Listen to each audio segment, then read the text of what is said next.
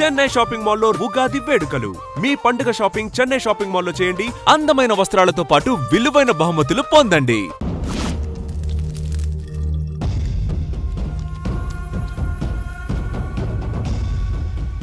ఏంటి రామానుజం లెక్కలు చూడకుండా దిక్కులు చూస్తున్నావేంటి? చూడండి గురుగారు, ఆయిల్ పట్టిన అడవి పందిలా ఉన్నాడు. కోస్తే కర్నూలు మొత్తం జరిపోతాడు. వీడికి ఆ బంగారు బొమ్మ లాంటి పిల్లతో పెళ్ళంట. ఏం కాంబినేషన్ అండి ఇది? కాంబినేషన్స్ మనం ఫిక్స్ చేసుకుంటే సరిపోద్దేంట్రా, ఆ పైవాడు ఫిక్స్ చేయొద్దు. ఏంటి చెప్తారు? అవతల వాళ్ళు పెళ్లికి ఏర్పాట్లు చేసుకుంటుంటే ఓ అబ్బో, రామాయణంలో రావణాసురుడు కూడా సీతమ్మ వారిని తీసుకెళ్లి ఇంతకంటే బందోబస్తు ఏర్పాట్లు చేశాడు. చివరికి ఏమైంది? రాముడి చేతిలో తుక్కు తుక్కయ్యాడు. ఏవో పురాణాలు చెప్తూ ఉంటారు. సరే, ఈ అంబియన్స్ కు తగ్గ రిఫరెన్స్ చెప్తాను. ఒక్కడి సినిమా చూసావు కదా? చూశాను. భూమికను పెళ్లి చేసుకోవడానికి ప్రకాష్ రాజు నానా పాపాలు చేశాడు. క్లైమాక్స్ లో ఏమైంది? మహేష్ బాబు చేతిలో బట్టి గరిచాడు. అయితే ఇప్పుడు ఏమంటారు? స్త్రీకి ఇష్టం లేకుండా పురుషుడు పెళ్లి చేసుకోవాలనుకుంటే అది జరగదు. అయితే ఇది జరగదా? అయ్యగారు, పూజమ్మ గారు కనబడట్లేదు అయ్యగారు. గురుగారు ఎలా చెప్పగలిగారు? ఫార్ములా రామానుజం. ఒక్క నిమిషం గురుగారు. నాకు తెలిస్తే చంపేస్తాడు. వెతకంటారా, వెళ్ళి వెతకండి. ఆగండి, ముందు నేను చెప్పేది వినండి.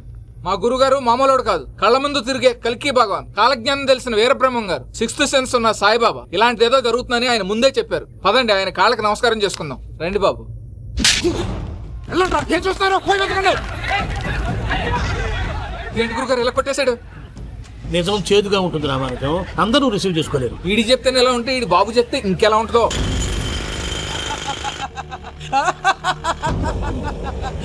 చంగనాయుడు, నీకు నచ్చిందల్లా కావాలంటే ఎట్టా కుదురుతాయా?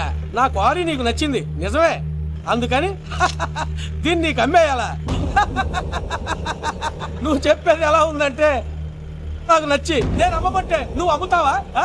కొన్ని కుదరవు. నీ ధైర్యానికి కారణం గురువారి. వాడు జైల్లో ఉన్నాడు. పులి జైల్లో ఉండొచ్చు, పులి పిల్లలు అంటే ఆయన మనుషులు బయటే ఉన్నావు. హలో సూరి, అమ్మాయి గారు ఇంట్లోంచి పారిపోయారు. అయ్యారు, పూజం గారి ఇంటి పారిపోయారంటే ఇంట్లో ఆడవాళ్ళనే కంట్రోల్ చేయలేనోడు మనల్ని కంట్రోల్ చేస్తాడంట్రా.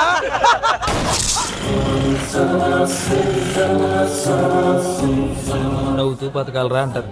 ఈ నవ్వుతూ చచ్చిపోయాడు.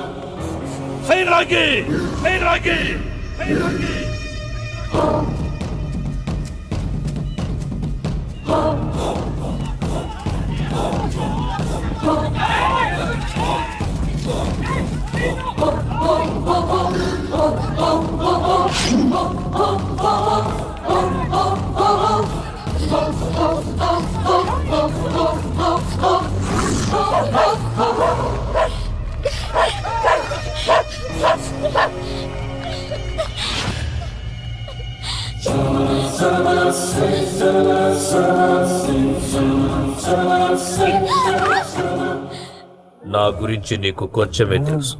పూర్తిగా తెలుసుకోనీకే ట్రై చేయవు. నువ్వెంత ప్రయత్నించినా ఈడ నుంచి తప్పించుకోలేవు. నా కొడుకుతో నీ పెళ్లి జరగాల జరుగుతుంది. నా దేవుడు కూడా ఆపలేడు.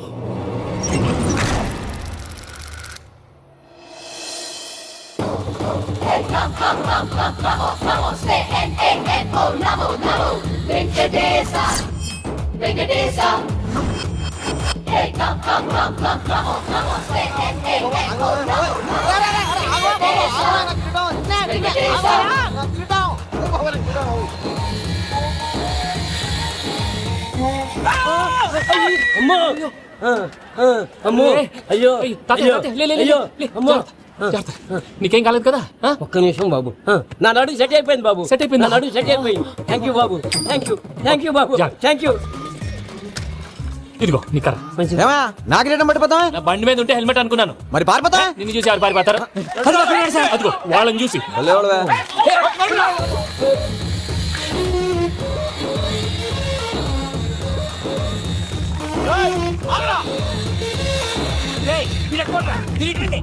నేను దూకేస్తాను, నేను రాను. నీకు నచ్చిన అబ్బాయి నుంచే పెళ్లి చేస్తాను, కిందికి రారా. ఇప్పుడు ఇలా కట్టారు, కిందకి వచ్చాక మాట మారుస్తారు. నేను దూకేస్తాను, వద్దు నాన్న, వద్దు. నేను దూకేస్తాను. బాబు,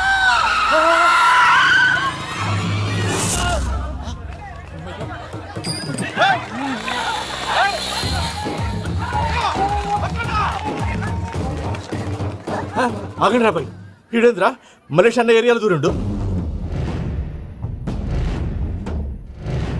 ఏం రా సోడా మా ఎంక నెమ్మడబడితే వాడేం చేసిండో ఎరకేనా అన్నా? ఈ రోజు మన సోడా సాంబయ్య గారు ఎమ్మెల్యేగా పోటీ చేస్తున్నారంటే అది మనందరికీ గర్వకారణం. సోడా కొట్లో కూర్చున్న ఆయన్ని తీసుకెళ్లి అసెంబ్లీలో కూర్చోబెట్టాల్సిన బాధ్యత మనందరి మీద ఉంది. సారీ సార్ ఎక్కడ రావాడు? అదే నేను చూస్తున్నాను సార్. అదిగో వచ్చేసాడు సార్. టైం అయిపోయింది. రాబాయ్ బాబు. అరే ఏం భయ అంత లేట్ చేసినావు? మోపే ట్రబుల్ ఇచ్చింది, అందుకే లేట్ అయింది. ఇగో చూడు, ఊకి అపోజిషన్ తిట్టుడే కాదు, నన్ను కూడా ఎలివేట్ చేయాలి అంటే పొగడాలి. మా పనే అది. కాకపోతే నాకు రాజకీయాలు తెలియవు. అవును సార్, అందుకే మీరు పాయింట్లన్నీ పేపర్ మీద పెట్టించారు అనుకో అన్న షూర్ అయిపోతాడు. ఆల్రెడీ మీ అపోజిషన్ లిస్ట్ కూడా మాకు వచ్చింది. అట్టనా? అరే ఇచ్చేయి, మన ఫైల్ కూడా ఇచ్చేయి. అలాగే సార్. చల్ షురూ కర్. మీరు అలా కూర్చోండి. అన్న మూర్తి గారి దగ్గర పోయి నీ యూరో ప్రోగ్రామ్ తో కనుక్కొని వస్తా. ఇది అయిపోగానే డైరెక్ట్ గా మీటింగ్ వచ్చేసాను. లిస్ట్ ఇవ్వు. యదమ్మతి మరిపో నువ్వు. వస్తాను. ఏయ్, వాడు మన పేరు తిన్నప్పుడల్లా మీరు చప్పట్లు కొట్టాలి.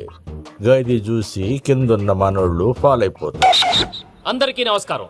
ప్రోగ్రామ్ స్టార్ట్ చేసే ముందు ప్రార్థన చేయటం నా అలవాటు. ఎందుకంటే సడన్ గా వర్షం రాకూడదు, కరెంట్ పోకూడదు, కరెంట్ వైర్ల మీద పడి ఎవరు రాలిపోకూడదు. రెడీగా ఉండండి రా. నమో వెంకటేశ. వెంకటేశ్వర స్వామిని తెలుసుకున్నానని మిగతా దేవుళ్ళని తక్కువ చేయటం నా ఉద్దేశం కాదు. ఎవరు గొప్పతనం వాళ్ళది. ఉదాహరణకి రెడీగా ఉండండి రా.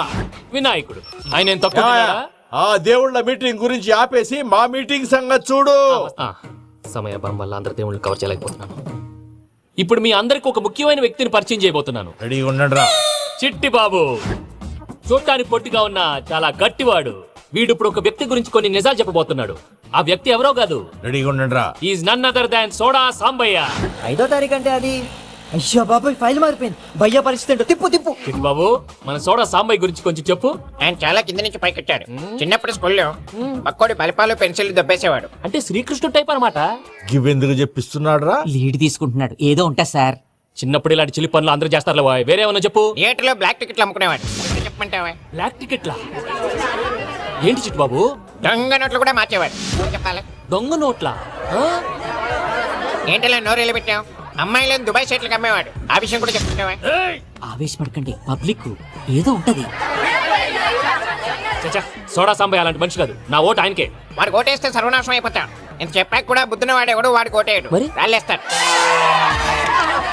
ఏదో ఉంటా సార్. దేని చిట్టు బాబు, ఆ మీటింగ్ లో పడాల్సిన రాళ్ళు ఇక్కడ పడుతుంది.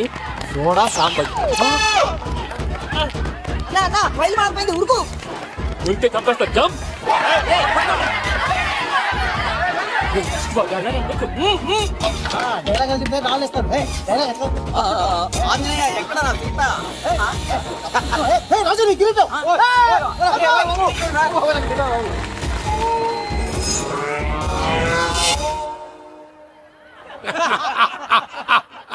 టోటల్ గా సోడా గ్యాస్ తీసేసిండు అన్నమాట. అరే ఇజ్జత్ పోయి మేము ఏడుస్తా ఉంటే గట్లా నవ్వుతారేమరా?